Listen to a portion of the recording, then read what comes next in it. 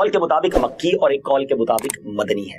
रुकू और आयात की तादाद इस सूरत में 1 रुकू और 4 आयतें हैं। सूरह इखलास के अस्मा यानी उसके नाम और उसकी क्या वजह है इतने सारे नेम्स होने की, मुफस्सिरीन ने सूरत के तकरीबन 20 नेम्स जिक्र किए, 20 नाम, उनमें से 4 मैं आपको बयान करता हूँ। इस सूरत में अल्लाह ताला की खालिस तौहीद का बयान है, इस वजह से इसे सूरह इखलास कहते हैं। इस सूरत में यह बताया गया कि अल्लाह ताला हर नक्स व ऐब से बरी और हर शिर्क से पाक है। इस मुनासिबत से इसे सूरह तंजीहा भी कहते हैं। इसी तरह जिसने सूरत से ताल्लुक रखा वो गैरों से अलग हो जाता है, इसलिए इसे सूरह तजरीद भी कहते हैं। इसे पढ़ने वाला जहन्नम से निजात पाता है, इस बिना पर इसे सूरह निजात भी कहते हैं। क्या बात है। अब इतनी फजीलतें हैं, हदीसें इतनी सारी हैं, इसकी फजाइल में मैं 1-2 हदीसें आपको सुनाता हूँ। हजरत अबू सईद खुदरी रज़ियल्लाहु तआला अन्हु से रिवायत है कि नबी पाक अलैहिस्सलातु वस्सलाम ने इरशाद फरमाया, क्या तुम में से कोई इससे आजिज है कि वो रात में कुरान मजीद का 1/3 हिस्सा पढ़ ले? सहाबा किराम अलैहिम रिज़वान को ये बात मुश्किल मालूम हुई। उन्होंने अर्ज़ किया, या रसूल अल्लाह सल्लल्लाहु अलैहि वसल्लम, हम में से कौन इसकी ताकत रखता है? आप अलैहिस्सलाम ने इरशाद फरमाया, सूरह इखलास 1/3 कुरान के बराबर। वाह, एक दफा पढ़ो 1/3 कुरान, 1/3 ऑफ कुरान के बराबर। इट मींस अगर आप 3 बार सूरह इखलास पढ़ लें, इतनी अल्लाह की रहमत है कि पूरे कुरान का सवाब मिल जाएगा। सुभान अल्लाह। एक और हदीस पाक, ये हदीस भी बुखारी शरीफ की थी, बुखारी शरीफ की एक और हदीस पाक, हजरत आयशा सिद्दीका रज़ियल्लाहु तआला अन्हा फरमाती है, नबी पाक अलैहिस्सलाम ने एक शख्स को लश्कर में रवाना किया। जब लश्कर वापस आया तो लोगों ने कहा कि हुजूर ये शख्स जो है ये सूरह इखलास नमाज पढ़ाते हुए पढ़ते थे, जब भी नमाज पढ़ाते सूरह इखलास पढ़ते अलहम शरीफ के बाद। तो जब नबी पाक अलैहिस्सलाम ने जब लश्कर वापस आके ये बात की तो प्यारे आका अलैहिस्सलाम ने फरमाया, इससे पूछो ये क्यों ऐसा करते थे। अच्छा। तो उन्होंने जब लोगों ने उनसे पूछा तो उन्होंने कहा कि ये सूरत रहमान की सिफत है, इस वजह से मैं इसे पढ़ना पसंद करता हूँ। प्यारे आका अलैहिस्सलाम ने इरशाद फरमाया, इससे बता दो कि अल्लाह ताला इससे मोहब्बत करता है। सूरह इखलास से मोहब्बत करने वाले से अल्लाह तबारक व तआला मोहब्बत फरमाता है। फिर क्यों ना हम सूरह इखलास को बहुत ज्यादा कसरत से पढ़ें। अब सूरह इखलास नाजिल क्यों हुई? सुभान अल्लाह, इसका जो बैकग्राउंड है ना, कमाल का बैकग्राउंड।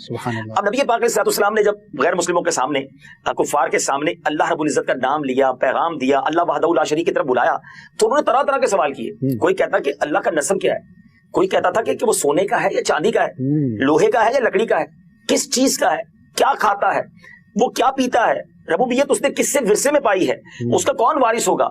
उसके जवाब में अल्लाह ताला ने सूरत नाजिल फरमाई और अपनी जात व सिफात का बयान फरमाकर मारिफत की राह वाज़े फरमा दी। यही बता दिया कि उसका कोई शरीक नहीं, उसका कोई वालिद नहीं, उसका कोई बेटा नहीं। सुभान अल्लाह, क्या तफसील के साथ ये मुख्तसर सूरत है मगर कितनी जामे है। तो बार बार पढ़िए, उसके तर्जमे पर गौर कीजिए, इसकी तफसीर पर गौर कीजिए, अल्लाह से मोहब्बत बढ़ती चली जाए। एक बुजुर्ग के बारे में आता है, जब से उन्होंने होश संभाला तो उन्होंने लैलतुल कद्र को पाया। उन्होंने अपनी जिंदगी का एक तजर्बा बयान किया है। इट्स नॉट कंपलसरी, मगर ये भी एक्सपीरियंस हमारे सामने आ जाए कि वो फरमाते हैं, हजरत शेख अबुल हसन शाज़ली रहमतुल्लाहि तआला अलैह, वो क्या फरमाते हैं कि जब कभी इतवार या बुध को पहला रोजा हुआ तो 29वीं शब, अगर पीर को पहला रोजा हुआ तो 21वीं शब, अगर पहला रोजा मंगल या जुमे को हुआ तो 27वीं शब, और अगर पहला रोजा जुमेरात को हुआ तो 25वीं शब, और अगर पहला रोजा हफ्ते को हुआ तो मैंने 23वीं शब को शब कदर पाया।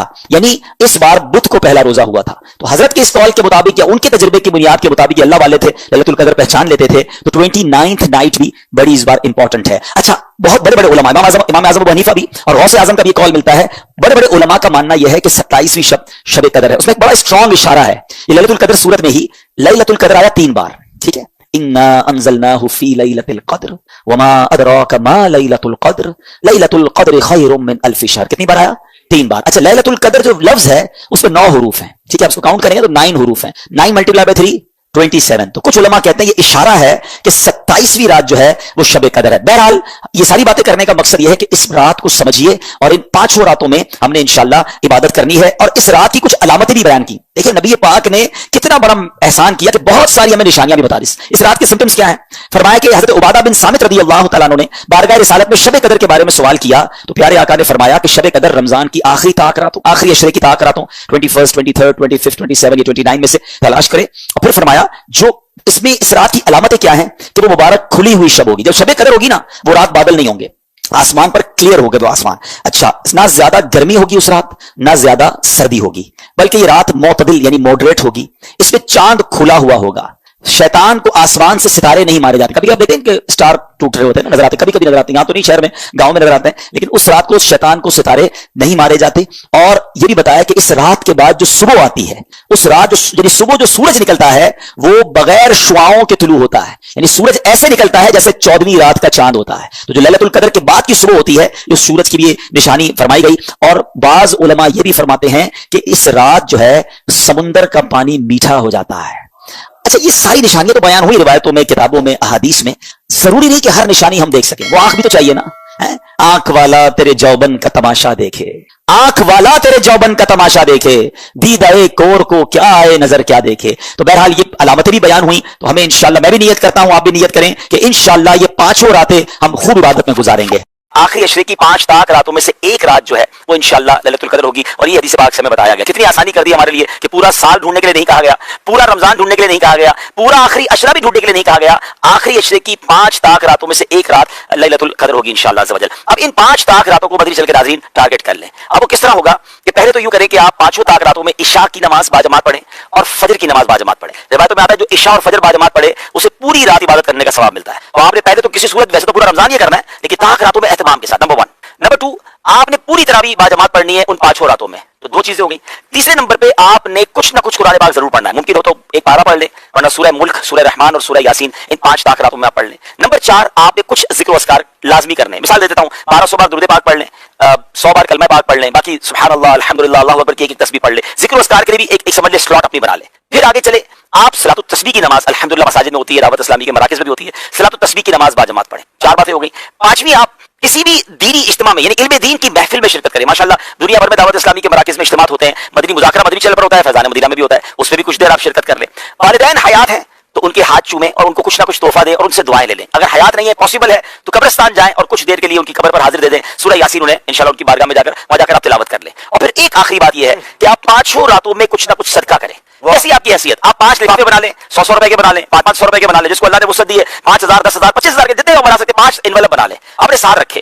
ہر طاق رات کو کسی غریب کو دے دیں, کسی مسکین کو دے دیں, کسی مسجد کے امام صاحب کو دے دیں. نیکی کے کام میں خرچ کرنا چاہیے, دعوت اسلامی یا کسی بھی دینی تنظیم کو دے دیں, جس سے آپ کا اطمینان ہے.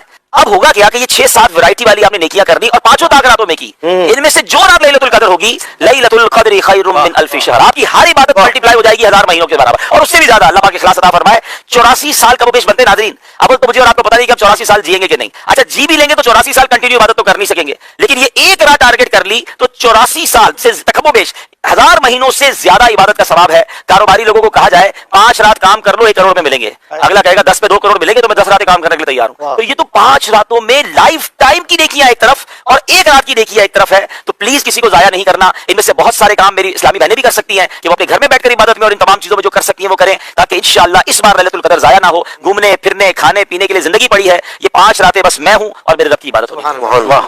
5 طاق راتوں میں سے ایک رات انشاءاللہ لیلۃ القدر ہوتی ہے جو احادیث میں مضمون ملتا ہے. تو میری گزارش ہے کہ ان 5 راتوں کو ٹارگٹ کر لیں. پہلے یہ سمجھ لیں کہ لیلۃ القدر 1000 مہینوں سے بہتر ہے. 83 سال اور 4 مہینے بنتے ہیں 1000 مہینے. تو میں اور آپ اب تو 83 سال اور 4 مہینے شاید نہ جی پائیں, 1000 مہینے کی عبادت تو کبھی بھی زندگی میں ہم نہیں کر پائیں گے. تو ذرا سوچیں کہ کتنا بڑا گولڈن چانس ہے کہ اگر شب لیلۃ القدر کسی نے عبادت کر لی اور وہ مقبول ہو گئی تو وہ 1000 مہینوں سے زیادہ افضل عبادت ہو جائے گی. تو میری گزارش یہ کہ ان 5 راتوں میں کچھ کام پابندی سے کریں. آج بھی کر لیں جن کے پاس وقت باقی ہے, اور باقی 4 راتوں میں کریں. اور وہ یہ ہے کہ عشاء کی جماعت اور فجر کی جماعت جو باجماعت پڑھتا ہے اس کو ساری رات عبادت کرنے کا ثواب ملتا ہے. تو ایک کام تو یہ کر لیں. پھر ان 5 راتوں میں کچھ نوافل ایکسٹرا پڑھ لیں, ممکن ہو تو 7 تسبیح پڑھ لیں یا کچھ نوافل پڑھ لیں. تیسرے نمبر پر کچھ نہ کچھ اللہ کی راہ میں خرچ کریں. بے شک 50-100 روپے کر لیں, جس کی جیسی حیثیت, 500 روپے 5 راتوں میں کر لیں, 1000 کر لیں یا 10,000 کر لیں, جتنی آپ کی حیثیت ہے.